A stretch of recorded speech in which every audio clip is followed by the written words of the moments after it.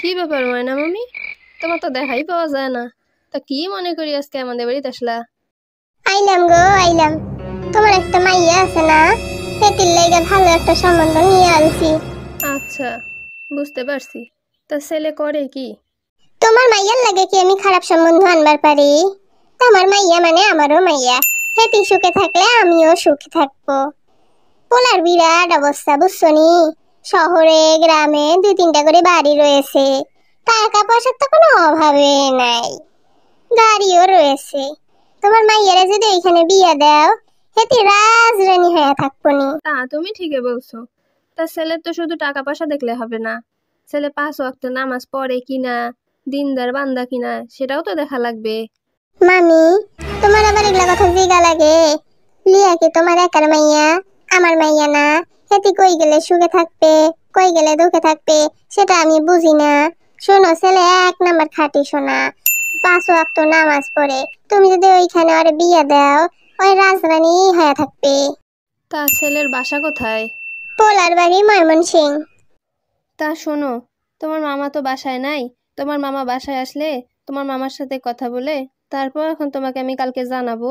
আচ্ছা মামি, মামারে আপনি ভালো করে বুঝা কইবেন। পোলা কিন্তু খুবই ভালো পোলা, হেতিরে হাতছাড়া করা যাইবে না। হেতি একবার হাতছাড়া হইয়া গেলে আপনার মাইয়া হয়তো ভালো পোলা পাইবে না। আর মামারে কইবেন এই সম্বন্ধে ময়না ঘটক দিছে, মামা আমারে খুব ভালো করে চেনে। ময়নার বাচ্চা। ব্রেকিং নিউজ, শুরুতেই জানিয়ে দেই সংবাদ শিরোনাম। সারা দেশব্যাপী চলছে ঘটকদের বিরুদ্ধে নানা ধরনের অভিযোগ। এরই মাঝে রংপুরের ময়না ঘটক পালাতক। খবরে কি কয় লিয়া? কে পালাতক? ময়না ঘটক।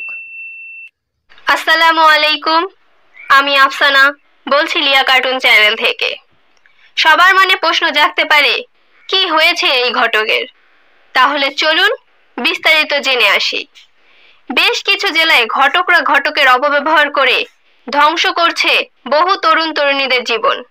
বিয়ের জন্য মিথ্যা কথা বানিয়ে বানিয়ে বিয়ে করতে বাধ্য করছে তারা।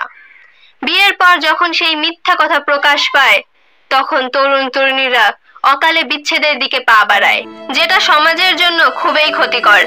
যার ফলে সমাজের জাতির সাথে বিচ্ছেদ হওয়া তরুণ তরুণীদের জন্য খুবই লজ্জাকর বিষয় হয়ে দাঁড়িয়েছে। বাংলাদেশ সরকার পরিসংখ্যান বলছে ময়মনসিংহ জেলায় বিচ্ছেদের হার সব থেকে বেশি। বছরে যত বিয়ে হয় তার 1/4 বিচ্ছেদের জন্য আবেদন করছে। আমাদের সাথে রয়েছে লায়লা, তার কাছে বিস্তারিত জেনে আসব। লায়লা, আপনি শুনতে পাচ্ছেন? জি জি আফসানা, আমি শুনতে পাচ্ছি। লায়লা, দেশে আজ ঘটকের অবস্থা কি রকম? জি, আমি আজ ময়মনসিংহ সহ আরো বেশ কয়েকটি জেলায় গিয়েছিলাম। সেখানে জনতারা প্রচুর ক্ষেপে রয়েছে। আর অপব্যবহার করে যে ঘটক বিয়ে দিয়েছে তাদের আইনের আওতায় আনার জন্য আবেদন করেছে। এবং ময়মনসিংহের নান্টু ঘটক, সিরাজগঞ্জের করিম ঘটক সহ আরো বেশ কিছু ঘটক এখন আইনের আওতায় রয়েছে। এবং রংপুরের ময়না ঘটক নিখোঁজ। পুলিশ খুঁজে পাচ্ছে না তাকে, তবে অতি শীঘ্রই খুঁজে পাবে। ধন্যবাদ লায়লা আমাদের সাথে থাকার জন্য। আপনারা দেখলেনই আমজনতা কত ক্ষেপে রয়েছে। রংপুরের ময়না ঘটক এখনো পালাতক। তাকে কেউ চিনে থাকলে বা দেখলে অবশ্যই আমাদের জানাবেন। সবশেষে বলবো, বিয়ের জন্য ঘটকের শরণাপন্ন না হয়ে আপনাদের সন্তানের জন্য আপনারাই পাত্রপাত্রী খুঁজুন। দেখবেন জাতি, সমাজ এবং আপনাদের ছেলে মেয়ে সকলেই সুখী থাকবে। ধন্যবাদ সবাইকে। আল্লাহ গো আল্লাহ, আল্লাহ আমারে কি বাসানটাই না বাসাইছে। এই ময়না আসছিল আমার মেয়ের বিয়ার প্রস্তাব নিয়া। আমি যদি রাজি হয়ে যাইতাম, ওর কথা শুনে যদি বিয়া দিতাম, তাহলে আমার মাইয়াটার কি অবস্থা হইতো। 2 নাম্বারই ব্যবসা করি খায়, আর উচিত শিক্ষা হয়েছে, পুলিশ ধরুক আরো।